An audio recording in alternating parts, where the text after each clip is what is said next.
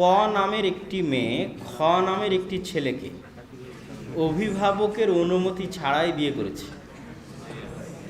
2 বছর পর গ নামের একটি অন্য ছেলের সাথে মেয়েটি পালিয়ে যায়।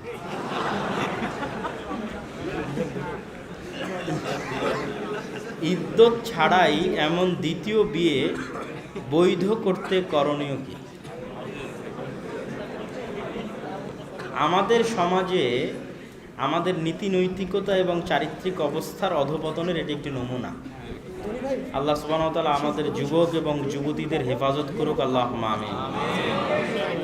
প্রথমত, অভিভাবকের অনুমতি ছাড়া যে বিয়ে হয়েছে সেই বিয়ে হয়নি। সেই বিয়ে কি হয়নি? হয়নি।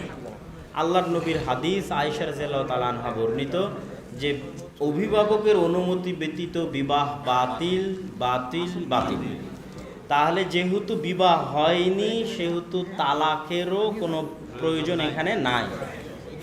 এখন মেয়ে যেই তৃতীয় তথা গ নামের যে ছেলে দ্বিতীয় যে ছেলের সাথে পালিয়ে গেছে, এই বিবাহটা যদি সে ঠিক রাখতে চায় তাহলে আগের ছেলের সাথে সম্পর্ক ছিন্ন করার কিছু নাই, কেননা ওটা বিবাহ হয়নি, ওটা জেনা হয়েছে। ওই জেনা থেকে আল্লাহর দরবারে ক্ষমা চাইতে হবে। এখন এই ছেলের সাথেও যদি মেয়ে তার পিতার অনুমতি ছাড়াই এখন পর্যন্ত বসবাস কন্টিনিউ করে তাহলে এটিও জেনা। এটিকে হালাল বানাতে চাইলে একটু 1 মিনিট থামুন, কথা শেষ করি। 1 মিনিট শেষ করি, কথাটা শেষ করি। জি জি, আমরা বলে নিচ্ছি, সাইড দিয়ে যাবো ইনশাআল্লাহ। মেয়ের পিতার অনুমতি নিয়ে একটু থামুন। যদি কেউ সেমিনার আয়োজন করতে চায় সমস্যা নেই, আমরা একটু পরে কথা বলতেছি। মেয়ের পিতার অনুমতি নিয়ে নতুন করে বিবাহ পড়াতে হবে। 2 জন সাক্ষীর উপস্থিতিতে মেয়ের পিতার উপস্থিতিতে বিবাহ পড়াতে হবে। যদি মেয়ের পিতা রাজি না হয় এবং মেয়ের পিতা জীবিত থাকে তাহলে এটিও জেনার সম্পর্ক এবং সে জেনার সম্পর্ক কন্টিনিউ করতেছে।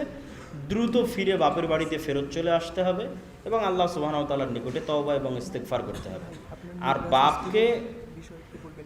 আর বাপকে বোঝানোর চেষ্টা করতে হবে, যদি মেয়ে চায়, বাপ রাজি হলে বিবাহ বিশুদ্ধ হবে। নতুন করে এই দ্বিতীয় ছেলের সাথে বিবাহ দিতে হবে। আগের বিয়েও হয়নি, দ্বিতীয় বিয়েও হয়নি।